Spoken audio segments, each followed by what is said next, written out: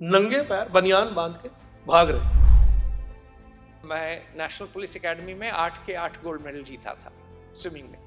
और जब मैं विदेश गया तो लड़कियां तेज तैर रही थीं और वो ज्यादा कंपटीशन भी नहीं की थी, तो मुझे लगा कि ये कैसे संभव है। I will not say change. We have to improve the existing ecosystem in India.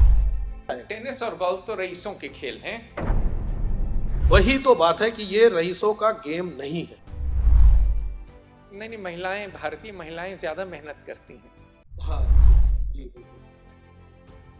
और एक स्टेडियम का खर्चा लगभग 500 करोड़ से लेके 1500 करोड़ तक आता है। अच्छा। That you are a country of 100 crores and you cannot find a person who can run 100 meter in less than 10 seconds. भगवान हमको 100 मेडल और 10 नोबेल प्राइज भी दिला देगा।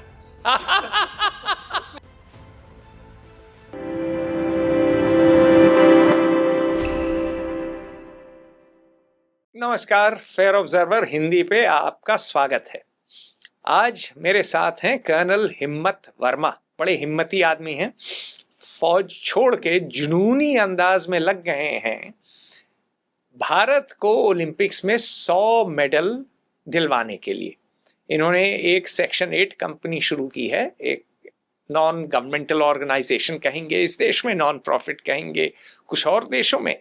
और इसका काम यह है कि ये ढूंढेगी लोगों को, बच्चों को जो कि अच्छे खिलाड़ी हैं।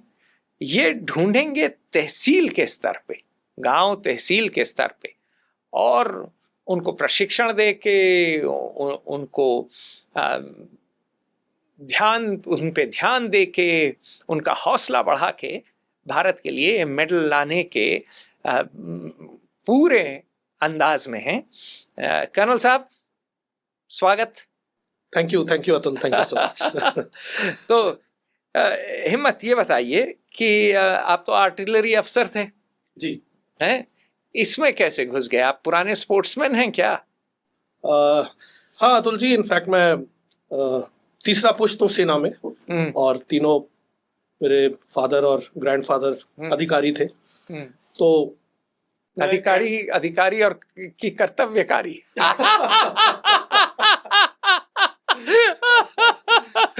तो मेरा बचपन कैंटोनमेंट में बीता है, और कैंटोनमेंट में स्पोर्ट्स की बहुत अच्छी सुविधाएं रहती हैं। You get to play any sport that you want. बिल्कुल सत्य। मैं भी तो फौजी का लड़का हूँ, तो मैंने भी थोड़ा बहुत खेल खेला है। आपके स्तर पे नहीं खेला है, लेकिन थोड़ा बहुत खेला है। तो इतनी सारी वहाँ पे एक्सपोजर होता है कि आप कुछ भी कर सकते हैं, और उसकी वजह से मैं खेलते खेलते मैं एक तरह से एक बहुत अच्छा फिजिकली फिट और एक स्पोर्ट्समैन बनता गया। आप एनडीए गए, एनडीए के लिए नेशनल डिफेंस एकेडमी गए, जहाँ फिट बच्चे होते हैं, वहां भी आप खेले। हाँ, और क्योंकि मैं स्पोर्ट्स में हमेशा जुड़ा रहा, मुझे अच्छा लगता था खेलना, तो मैंने काफी डाइवर्स स्पोर्ट्स खेले। मैं एथलेटिक्स भी करता था, मैं स्क्वॉश प्लेयर भी था। 10.5 सेकंड्स में आप 100 मीटर भागते थे। एनडीए में मैंने 10.56 में भागा था, और जबकि मैं फर्स्ट नहीं था। अच्छा, फर्स्ट कौन था? फर्स्ट जो था उसका 10.3 था। अच्छा, अति उत्तम। हाँ। और आप क्या थे? मैं वाज फोर्थ। अरे, आप चौथे पे थे, पीटी उषा की तरह। तो एनडीए और आईएमए में मैंने देखा कि स्पोर्ट्स का स्तर इतना अच्छा है, लेकिन जब आप एक बार कमीशन हो जाते हैं तो फिर आपका स्पोर्ट्स से नाता टूटने लगता है, खासकर स्पोर्ट्स लाइक बॉक्सिंग, एथलेटिक्स वगैरह से। आप फिर माया जाल में फंस जाते हैं वो अफसरी के।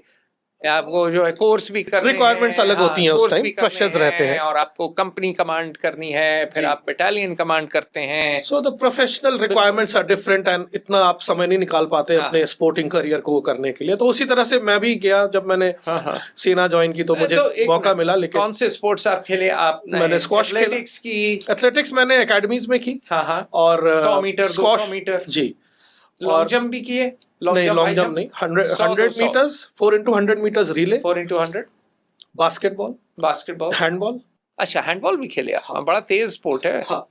और बास्केटबॉल तो मैंने भी खेली है, हाथ तोड़ा लिया था अमेरिका में। और स्क्वॉश मैंने सेना में अधिकारी बनने, कमीशन लेने के बाद भी मैंने खेला, लेकिन किसी कारणवश मैं परस्यू नहीं कर सका। और गोल्फ आप खेलते हैं? गोल्फ अभी मैंने since age is catching up, so I have now switched over to golf. Chyawanprash खाइए।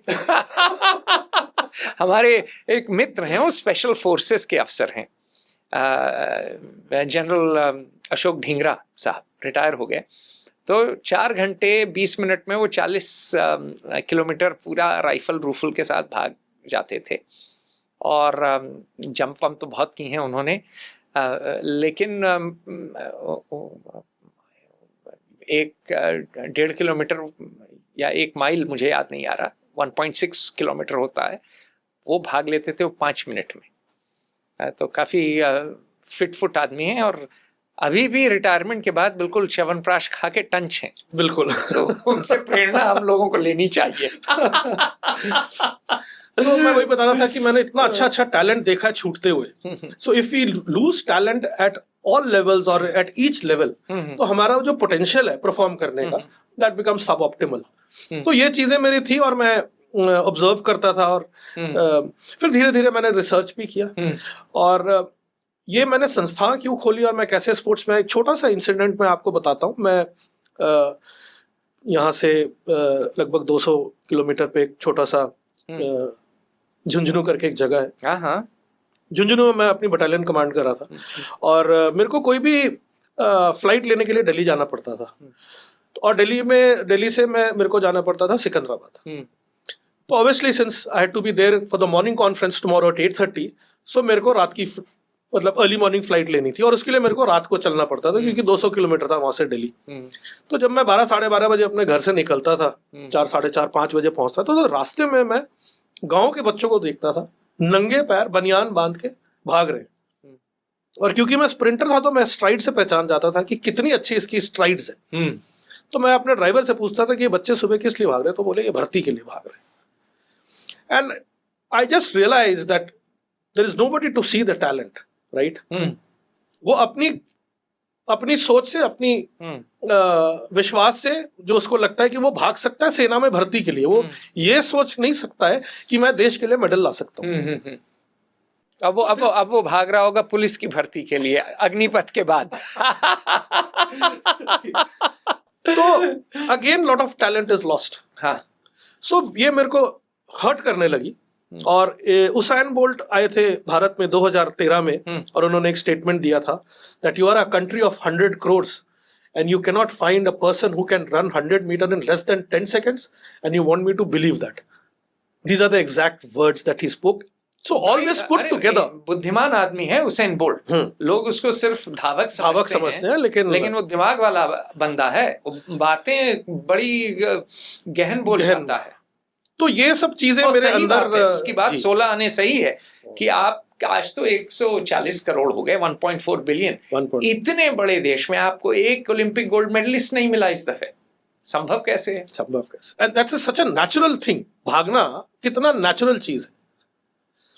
तो ये सारी चीजें मेरे अंदर पाइल अप होने लगी, और फिर मैंने सोचा कि ठीक है, अभी काफी सेना में देश की सेवा कर ली ईमानदारी से, सच्चाई से, अब बाहर निकल के देश की सेवा करूंगा, लेकिन किसी और तरीके से। तो मैंने ईमानदारी और सच्चाई तो नहीं छोड़ रहे ना?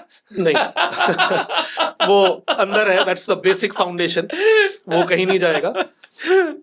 और इसीलिए मैंने अपनी संस्था खोली, और मैंने कोई मेन स्ट्रीम ऑर्गेनाइजेशन नहीं ज्वाइन की, क्योंकि मेरे को इंडिपेंडेंटली अपना सोच विचार, आपको ट्रेन का इंजन बनना था, डब्बा नहीं, आपने जैसे कहा एक दफे। चलिए एक बात करते हैं, आपने टैलेंट की बात कही, और आपने एक बात कही थी इंटरव्यू के पहले कि टैलेंट हमारे यहाँ कोई घटना हो जाती है, इवेंट हो जाता है, उस हिसाब से आता है, प्रोसेस नहीं है जी।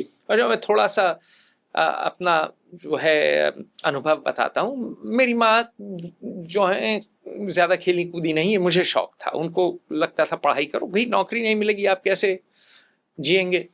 तो थोड़ा सा हम लोगों में रहता था इस बात को लेकर, थोड़ा सा क्लेश रहता था। और आर्मी का स्विमिंग पूल था, वहाँ मैं जाता था, तैरने भी लगा। तो उस्ताद कहता था भाई आप 1.5 किलोमीटर तैर लो, 2 तैर लो। फिर नेशनल पुलिस एकेडमी गए तो भी रगड़ा खूब दिया।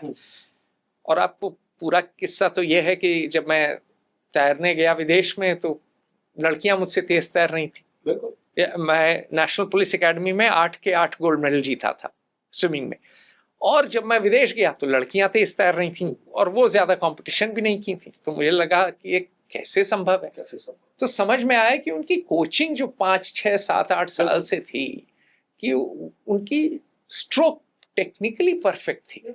जितनी देर हम रगड़ा ही कर रहे थे उसका आधा समय रगड़ते, लेकिन टेक्निक पे टेक्निकल ध्यान देते। बिल्कुल, परफॉर्मेंस एनहांसमेंट। बिल्कुल। तो हम भी सिर्फ कहीं स्टैमिना बिल्डिंग नहीं जरूरत है, परफॉर्मेंस बिल्कुल, एनहांसमेंट बिल्कुल, techniques have to be adopted. तो वही प्रोसेस नहीं थी। और Process। हमारे उस्ताद की भी देखिए, हमारी माँ की भी गलती नहीं, वो अपने हिसाब से सोच रही है। हमारे उस्ताद की भी गलती नहीं, वो तो गांव को का, तो वैसे सिखाया गया तो वो वही सिखाएंगे। बिल्कुल, गांव का आदमी। तो वो जो प्रोसेस है, जो सिस्टम है, वो नहीं है। तो मैं पूर्णतः सहमत हूं। तो चलिए, आपने कहा कि आप प्रोसेस बदलने की कोशिश कर रहे हैं, आप इसके लिए मानसिकता बदलनी होगी, इसके लिए इकोसिस्टम बनाना होगा। आपका क्या दृष्टिकोण है? आपका विजन क्या है?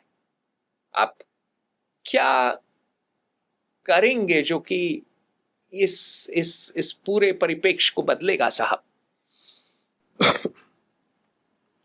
अतुल, एक गुड्स ट्रेन को टर्न करना जिसमें कि 70-80 डब्बे होते हैं, उसमें आपको जगह भी, डिस्टेंस भी चाहिए, और एक गुड्स ट्रेन को टर्न करने के लिए आपको टाइम भी चाहिए। एक कार को मोड़नी है तो 5.4 मीटर्स के रेडियस में आप टर्न कर सकते हैं। बिल्कुल।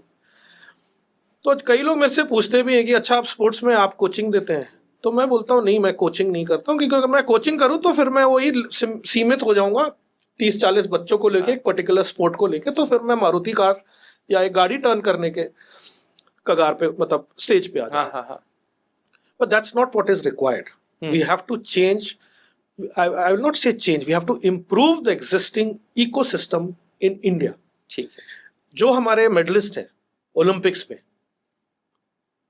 80% मेडलिस्ट या तो गांव से हैं या तो गरीब परिवार से। और जब तक ये दो वर्ग को हम फुली इनका पोटेंशियल नहीं टैप करेंगे, हमारे मेडल्स नहीं बढ़ेंगे।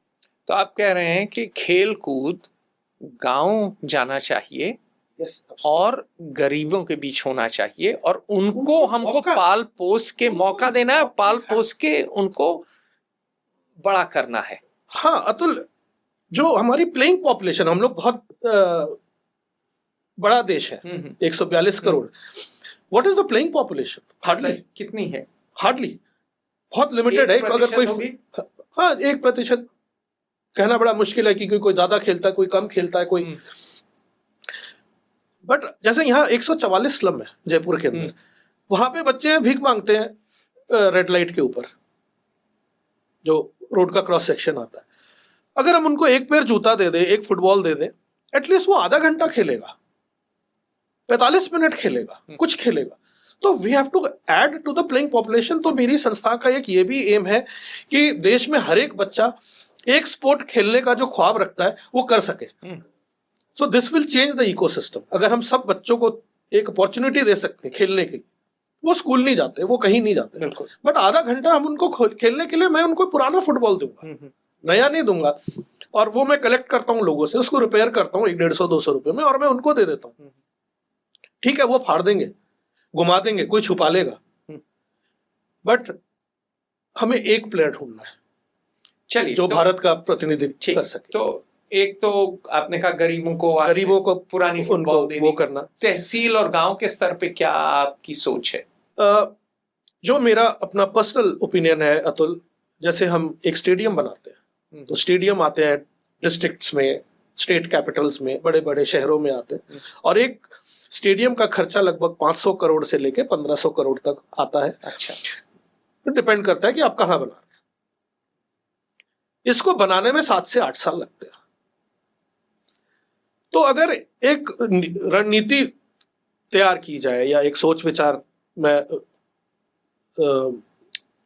की जाए कि किस तरह से निवेश ऐसे करें कि इससे रिजल्ट जल्दी आए, तो ये 400 करोड़ अगर आप एक एक करोड़ एक एक तहसील में भी देते हैं, और वहां पे स्पोर्ट्स इंफ्रास्ट्रक्चर अगर आप क्रिएट करते हैं, मैंने पूरा रिसर्च और ये सब किया हुआ है कि 1 करोड़ में क्या क्या स्पोर्ट्स इंफ्रास्ट्रक्चर आ सकता है। क्या आ सकता है, बताइए। अब 1 करोड़ रुपए में आपका आ सकता है 3 से 4 ट्रैक 100 मीटर रनिंग ट्रैक, अच्छा इंटरनेशनल साइज का।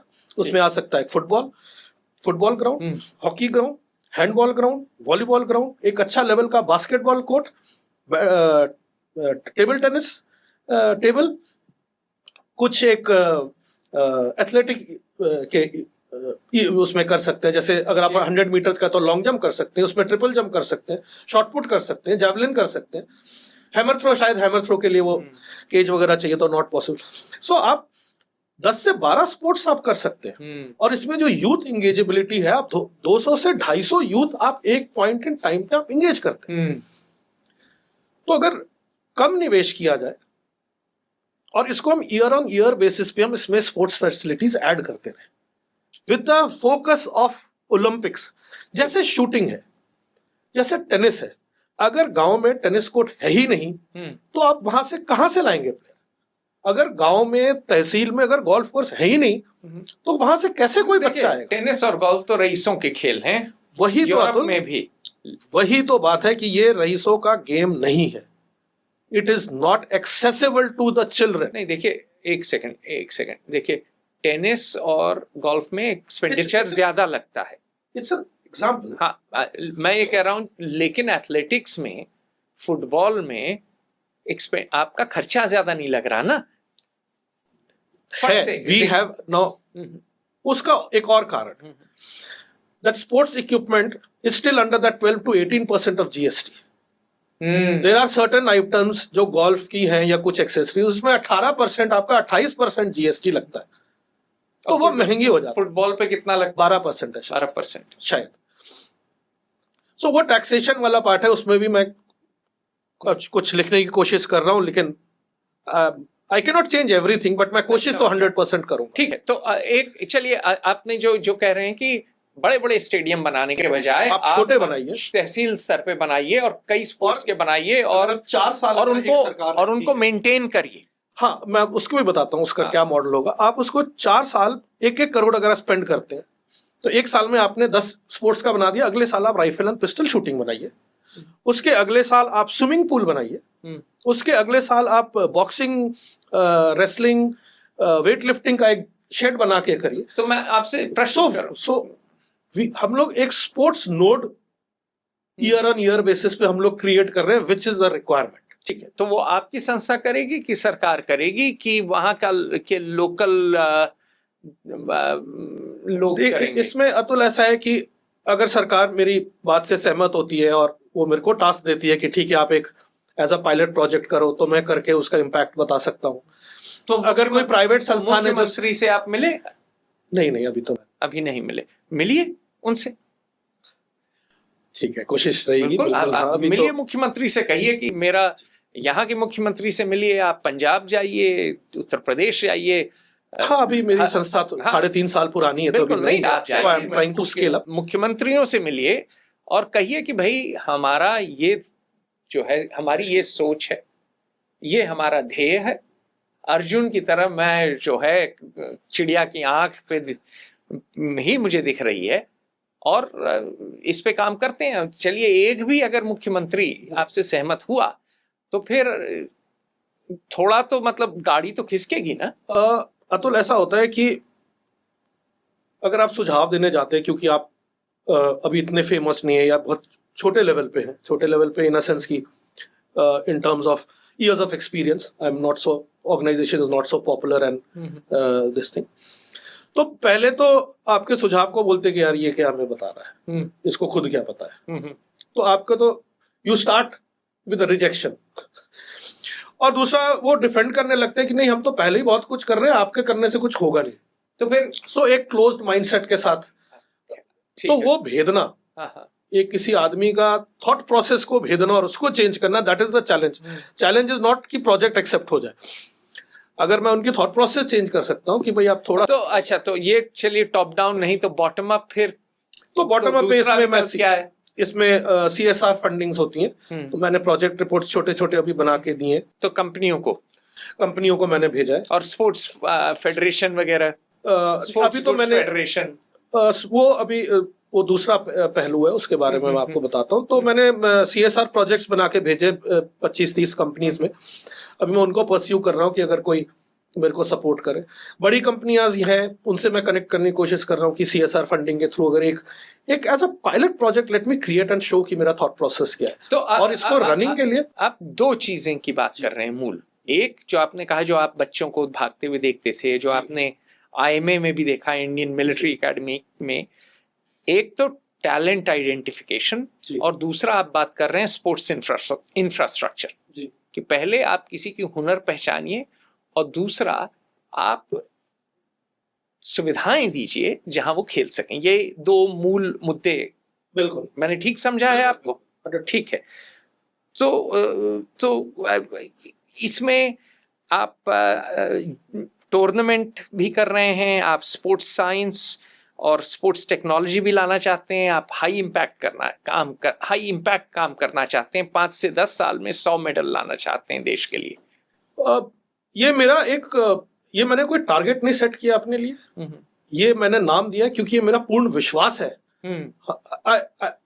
I genuinely love my country and I have a lot of feelings कि we can do anything because हमारा ह्यूमन रिसोर्स है, हमारी काबिलियत है, किसी भी फील्ड में देख लीजिए, कहीं भी हम नहीं चूकते। तो स्पोर्ट्स में कैसे चूक रहे हैं? तो मेरे बहुत चीजों में चूक रहे हैं। मेरे को ये आप तो आर्टिलरी से हैं, ऑर्डिनेंस फैक्ट्री 24 दिन लगाती है एक तोप का गोला बनाने में और बहुत पैसे खर्च करती है, तो बहुत चीजों में चूक रहे हैं, सिर्फ स्पोर्ट्स नहीं है। एंड मेरे को एक और चीज लगता है कि स्पोर्ट्स कौन से देश अच्छा करते हैं स्पोर्ट्स, जो डेवलप्ड कंट्रीज है। हाँ। तो ये नहीं, कुछ गरीब देश भी, केनिया जैसे, हाँ मैं तो आता हूँ वहाँ, लेकिन जो टॉप देखते हैं, top 5-6 countries, US, Canada, Germany, तो अगर हम स्पोर्ट्स में अच्छा करें तो हम एक डेवलप्ड नेशन भी कहला सकते हैं। If you see the other way around, that do developed Nations do well in sports, और if you do well in sports then you're considered as a developed nation. It's a projection of the soft power. It speaks a lot about gender equality. क्योंकि अगर एक medal आता है तो वो एक medal देश का होता है, ना कि वो मैन और वुमेन कैटेगरी का अलग कोई ऐसा है। A medal is a medal. And it speaks a lot about gender equality कि हाँ, कि कितने महिला और पुरुष हिस्सा ले रहे हैं, कोई भी ला सकता है मेडल। और आज तक हमारी महिला खिलाड़ियां ज्यादा सक्सेसफुल रही हैं इंडिविजुअल स्पोर्ट्स में। नहीं, महिलाएं, भारतीय महिलाएं ज्यादा मेहनत करती हैं। हाँ जी, बिल्कुल। लड़के तो शुरू से उनका दिमाग खराब कर दिया जाता है ना, तुम लड़के हो तो मतलब आराम से बैठो, मक्खन मलाई खाओ। तो बहुत ज्यादा पोटेंशियल है, और potential not being utilized is, तो वो बात ठीक है। आप बात करिए कि आप 3 से 5 चीज क्या करना चाहेंगे, और आपने कहा है कि आप 5 से 10 साल में करना चाहते हैं। आप 3 से 5 चीज क्या करना चाहेंगे आज मार्च 2025 से आगे? स्ट्रेंथन रूरल इंफ्रास्ट्रक्चर स्पोर्ट्स में, ठीक है, पहला रूरल इंफ्रास्ट्रक्चर, ठीक है। सेकेंडली गांव में सुविधाएं, खेल, तहसील एंड बिलो, गांव और तहसील जी। तो गांव से शुरू करते हैं, तहसील जी। सेकंड जो किस गांव को चुनेंगे आप, किस तहसील को चुनेंगे? ऐसा कुछ हैं जहां जहां खेल ज्यादा होता है, जहां अच्छा भागते हो, आपके मन में कुछ तो होगा ना कि कुछ जगह लोग हैं ज्यादा, खिलाड़ी अच्छे हैं, जुझारू हैं, पर्यावरण ही ऐसा है। बिल्कुल। वो थोड़ा सा तो होगा ना, प्रोफाइलिंग करनी पड़ेगी, उसके हिसाब से आपके मन में कम से कम 5-10 तहसील तो होंगी ना देश की। हाँ, ठीक, 10 तो मैंने अभी टारगेट किया है, बिकॉज़ मेरा फर्स्ट टारगेट था कि एटलीस्ट 10 स्पोर्ट्स नोट्स। ठीक, चलिए, पहला ये। दूसरा 10 तहसील से शुरू करेंगे, चलिए आगे। सेकेंडली जो डिस्ट्रिक्ट्स है, स्टेट कैपिटल्स है, उन्हें हमने बनाना है स्पोर्ट्स साइंस, स्पोर्ट्स टेक्नोलॉजी का हब, जिससे कि अगर प्लेयर्स आपके नीचे लेवल से निकलते हैं, तहसील से, गांव से निकलते हैं, उनकी टेक्निक ठीक, तो उनकी टेक्निक ठीक करने मेरी तरह ना तैरे। टेक्निक परफॉर्मेंस एनहांसमेंट में टेक्नोलॉजी के द्वारा, परफॉर्मेंस एनहांसमेंट टेक्निक्स के द्वारा, सेंसर्स के द्वारा, जितनी सॉफ्टवेयर और AI और इतनी सारी चीजें, उसके द्वारा उनकी परफॉर्मेंस बढ़ाने की सुविधा हो। जैसे एक छोटी सी बात बताता हूँ, dope testing, there is only one in entire India. अच्छा, मुझे नहीं पता था। और एज अ प्राइवेट पर्सन अगर आप जाके बोलते कि मैं टूर्नामेंट करा रहा हूं और मेरे प्लेयर्स का आप ड्रग टेस्ट करिए, आप कंसीडर ही नहीं होंगे उस लिस्ट में। क्योंकि अगर आप सरकारी किसी टूर्नामेंट में है तो जाके उनका 1-1.5 साल के बाद नंबर पड़ता है, तब तक तो उसका इफेक्ट भी खत्म हो जाता है। सो ये ड्रग वाला जो है, डोपिंग वाला जो इशू है, ये स्पोर्ट्स में काफी प्रचलित है। हाँ, सबको पता है। इसको कर्ब करना चाहिए, क्योंकि स्पोर्ट्समैन अपनी एक पैशन से खेलता है, एक अपने लगन से करता है, बट एक लेवल पे जाके उसको गाइडेंस दी जाती है कि जब तक तुम डोपिंग नहीं करोगे तुम्हारा परफॉर्मेंस नहीं बढ़ेगा। ही इज मिसगाइडेड, समझ गया। और And he फिर presumes- वो ओलंपिक लेवल में फिर फंस जाते हैं, और वो प्रिज्यूम करता है कि हाँ ये इससे एशियन ऊपर अगर गेम्स में ही जाना है, फंस जाते हैं। और उनको ये मतलब एक सिस्टम है, विश्वास कर लेते हैं कि भाई इससे आगे अगर जाना है तो मुझे ड्रग्स लेना ही है, it is part of the preparation. तो मेरे को नहीं लगता कि ऐसा है, तो we have to curb this thing. तो जब तक हमारे पास ये सेंटर्स ज्यादा नहीं आएंगे कैसे हम करेंगे? समझ गया। So districts should have the sports science, sports tech. तीसरा चीज मैं करना चाहता हूं कि हर एक गेम को एक एडॉप्टेबल होना चाहिए एक जगह के लिए। जैसे हम लोग क्रिकेट की बात करें, क्रिकेट आप फुल स्टेडियम में भी खेल सकते हैं, क्रिकेट आप एक बेडरूम के अंदर भी खेल सकते हैं, एक स्केल से भी खेल सकते हैं। हम लोग स्कूल में स्केल से और वो प्लास्टिक को रोल करके रबर बैंड लगा के खेलते थे। हम लोग कॉरिडोर में खेल सकते हैं, हम लोग गली में खेल सकते हैं। शीशे मत तोड़िएगा अपने पड़ोसियों के। हमने बहुत तोड़े हैं। तो इस गेम को इतनी इसमें फ्लेक्सिबिलिटी है कि वो कहीं भी खेली जा सकती है। फुटबॉल अगर आप साउथ अमेरिका देखें तो वो गली गली में अलग अलग तरीके से खेली जाती है, अलग अलग बॉल से खेली जाती है। हमने भी फुटबॉल खेला, हमने टेनिस बॉल से भी खेला, हमने रबर बॉल से भी खेला, हमने क्रिकेट बॉल से भी खेला, और हमारे जूते फटते थे। अफ्रीका में मैंने लोगों को नंगे पांव कपड़ा बांध के, पुराने कपड़ों को की गठिया बांध के फुटबॉल खेलते देखा है। और आज के दिन अफ्रीका से ज्यादा प्लेयर निकल रहे हैं, भारत और चीन से कम निकल रहे हैं। चीन बड़ा खेलकूद में सफलता प्राप्त किया है, चीन ने काफी सफलता प्राप्त की है, लेकिन शी जिनपिंग के सारे परिश्रम के बाद फुटबॉल में फेल हुए हैं। ये बहुत बड़ा लेख इनके आने के पहले मैं वही पढ़ रहा था चीन के फुटबॉल के बारे में। लेकिन अफ्रीका, मजे की बात ये, अफ्रीका जो कि कहीं गरीब है चीन से और भारत से, कई देश बड़े गरीब हैं, वहां तो युद्ध चल रहे हैं, गृह युद्ध चल रहे हैं, वो प्लेयर निकाल देता है। सो हर एक गेम में हम लोग को एक थिंक टैंक टाइप का हम बनाना है, जो एक गेम को किस तरह से मॉडिफाई करके आपने कहा हर एक लेवल पे ले, एडेप्टेबल और एडॉप्टेबल, इट हैज टू बी। समझ गए। सो अगर आपको से गोल्फ खेलना है तो गोल्फ अगर आपको बच्चों को सिखाना है, गांव में सिखाना है, तो जरूरी थोड़ी आपको 18 होल गोल्फ कोर्स बनाना, नहीं। आप एक नेट बना के, जैसे क्रिकेट प्रैक्टिस करते हैं नेट का, आप उसी में आप गोल्फ शॉट प्रैक्टिस कराइए। जैसे जैसे बच्चे अपना हुनर शोकेस करेंगे, जैसे जैसे बच्चे बढ़ेंगे, मेरा ये विश्वास है अतुल कि भगवान खुद रास्ता खोलता है। अगर कोई बहुत ही ज्यादा टैलेंटेड है तो भगवान उसका रास्ता खोलेगा, तो वो कहीं ना कहीं उसको मौका मिलेगा खेलने का। तो जस्ट बिकॉज कि इमीडिएट उनको कोई अपॉर्चुनिटी नहीं मिल रही है, उनको दबाओ मत। तो इसका मतलब तो एक गेम भगवान हमको 100 मेडल और 10 नोबेल प्राइज भी दिला देगा। बिल्कुल। तो एक मॉडिफिकेशन, एक फ्लेक्सिबिलिटी हर एक गेम में लाना जरूरी है।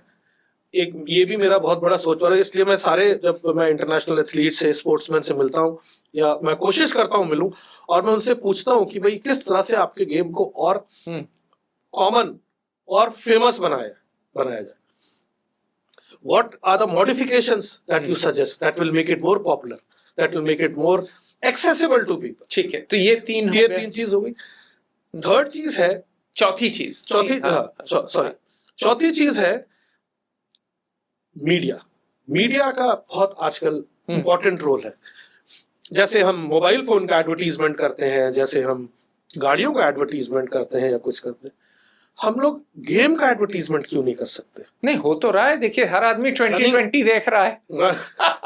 रनिंग का, क्रिकेट 24 घंटे देख रहा है। एथलेटिक्स का, जैसे एक एड बनाई जाए स्पेसिफिकली कि भाई नहीं, आपने कहा बनाई जाए, कौन बनाएगा? आप बनाएंगे? एड कौन बनाएगा? एड तो एडवर्टाइजिंग एजेंसी बनाएगी। क्यों बनाएगी? पैसा कौन देगा? फंडिंग की बात है। हाँ, तो पैसा कौन देगा?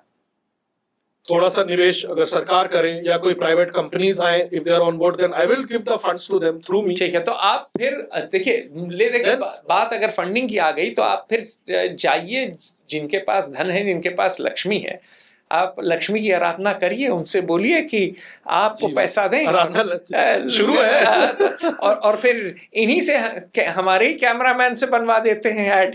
बिल्कुल बिल्कुल। तो अगर अच्छा ऐड हो, जैसे मालचंद गोस्वामी हैं, काफी जो हैं हुनर वाले हैं। बिल्कुल बिल्कुल।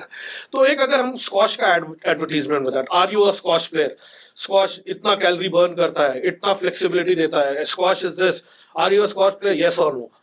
तो वो शायद एक को इनकरेज करे कि हाँ मुझे स्क्वॉश खेलना है, मुझे धावक बनना है, मुझे स्विमर बनना है। तो we have to advertise sports like a product. ठीक है, चलिए, ये चौथी चीज हुई। पांचवी चीज है जो हमारे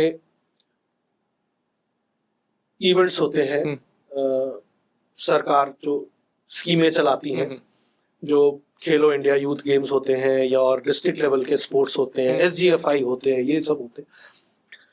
मैं किसी चैनल या किसी के विरुद्ध नहीं हूं, बट टाइम की रिक्वायरमेंट के हिसाब से हमें चलना चाहिए। तो ये आते हैं आपके डीडी चैनल्स पे। डीडी कोई नहीं देखता, कुत्ते भी नहीं देखते आजकल डीडी चैनल का व्यूअरशिप नहीं है। तो अगर आप उसको दिखाना चाहते, एक किसी को भी अच्छा लगता है तो कि वो हीरो बने, मेडल पहनते समय उसको लगता है कि वो उसने दुनिया जीत ली। बट अगर आप उसको डीडी में दिखाएंगे तो आज के दिन में कौन सा यूथ डीडी देखता है? कोई नहीं देख रहा। सारे देखते हैं नेटफ्लिक्स, सारे देखते हैं यूट्यूब, सारे देखते हैं ये सब। आप इसमें एडवर्टीजमेंट चलाइए, इसमें आप शोकेस करिए, सो दैट द पॉपुलैरिटी। तो आपने कहा सिर्फ ऐड नहीं, आप जो इस समय खर्चे कर रहे हैं उनमें दिमाग लगाएं।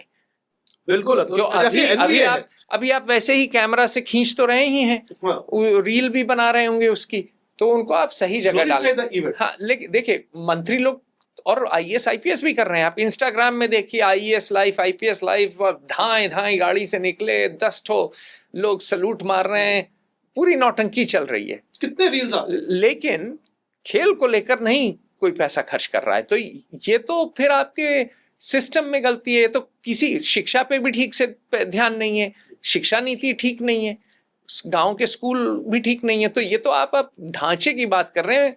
मात्र खेल का करना कठिन होगा साहब। कठिन तो कोई भी काम तो आसान नहीं है। तो मैं इस बात मैं एक निवेदन करूं आपसे। एक पॉइंट था, मैं एक यूनिवर्सिटी में एज अ गेस्ट स्पीकर गया था स्पोर्ट्स के ऊपर बोलने के लिए, और वहां से एक लड़का 22 साल का लड़का था, और उससे पूछा गया, हाँ भाई तुमने यूनिवर्सिटी में क्या क्या सीखा? बोला सर यूनिवर्सिटी में आके मैंने देखा कि बास्केटबॉल चीज क्या होती है। तो हम लोग प्रिज्यूम करते हैं क्योंकि हमको पता है तो सबको सब गेम के बारे में पता। नहीं, वो मैं नहीं करता। मैं आपको एक लेकिन अहम चीज बताऊंगा। जो आखिरी बात आपने कही, जो खर्चे ठीक से नहीं हो रहे हैं, ये वो मेरा एक सुझाव है, आप इसमें लिख लीजिए कि स्पोर्ट्स सेक्रेटरी बहुत जगह आप पुराने स्पोर्ट्समैन को बनाइए, जिसका नाम हो, जो आपकी तरह हो। जो मैं नहीं कह रहा आप बनिए, आप अपनी संस्था चला रहे हैं, चलाइए। जिसने थोड़ा प्रशासन किया हो, जो कि बोल सकता हो, जिसको फंडिंग समझ में आती हो। अभी हो क्या रहा है, अधिकांश स्पोर्ट्स सेक्रेटरी इस देश के जो IAS हैं, उनको स्पोर्ट्स से कोई लेना देना नहीं है, कोई दिलचस्पी नहीं है, और रत्ती भर इंटरेस्ट नहीं है, और अहंकार इतना है कि वो सुनते नहीं है किसी की। तो ये सिस्टमिक फ्लॉ है। थोड़ा सा मैं आपके सोच विचार से डिफर करता हूं क्योंकि मैं इंटरेक्ट कर रहा हूं। सो जरूरी नहीं है कि एक स्पोर्ट्स अपॉइंटमेंट को एक स्पोर्ट्समैन टेनेट करे। That guy should be a thinker at a higher level. जो भी टेनेट कर रहा है, he should be a thinker and evolve policies, evolve systems which are implementable, and उसका इम्पैक्ट ग्राउंड लेवल तक हो। तो जो बाकी चीजें उसको मैं तो देखिए, सिस्टम्स थिंकिंग का ही तो अभाव है ना देश में हमारे। हम लोग मेहनत तो बहुत करते हैं, सिस्टम नहीं बना पाते। सिस्टम, हाँ, वो पर्सनालिटी ओरिएंटेड रहता है, पर्सनालिटी ओरिएंटेड रहता है। अगर कोई है उसने सिस्टम बनाया तो 2 साल के लिए चलेगा। देखिए, आपको इंस्टीट्यूशन बदलना होगा। इंस्टीट्यूशनलाइज क्या कि चलिए माना कि आप स्पोर्ट्समैन नहीं, लेकिन एक सिस्टम्स थिंकर हो, लेकिन आप 5 से 10 साल वो वहां रहे, ऐसा नहीं है कि आज आए कल आया राम गया राम, 1 साल का तो टेन्योर है आज के दिन। बिल्कुल। तो कोई जो आप कॉन्टिन्यूटी मेरे से नहीं है। पूछ रहे थे कि क्या आप करना चाहते हैं, क्या तो ये आप 5 सीख- चीजें तो it is to create such systems which is बढ़िया। जो चलता रहे, जो टूटे ना, एक ऐसा सिस्टम आदमी आए और जाए, उससे फर्क ना पड़े, वो सिस्टम रहे, क्योंकि सिस्टम इतना रहे। एडेप्टेबल है, वो इतना अच्छा एडॉप्टेबल हो सिस्टम कि सब लोग को अच्छा लगे और वो ठीक। धीरे धीरे इम्बेड हो जाए। चलिए, अति उत्तम। और कुछ कहना चाहेंगे आप? Thank you. अगर आपका कोई सवाल है तो बताइए, because I am very emotional about this topic and I can continue to speak endlessly. नहीं, देखिए, मैं तो खेल में दिलचस्पी रखता हूँ, समय नहीं मिलता है। जी। और मेरा तो नजरिया यही है कि परिश्रम करिए और आपको सही गुरु मिल जाए, सही तकनीक मिल जाए, उसके बाद तो किस्मत का खेल। और स्पोर्ट्स में पैसा भी बहुत है, it is one of the best professions, unlimited money है। तो चलिए, लक्ष्मी की आराधना करिए आप। Thank you so much. धन्यवाद, नमस्कार।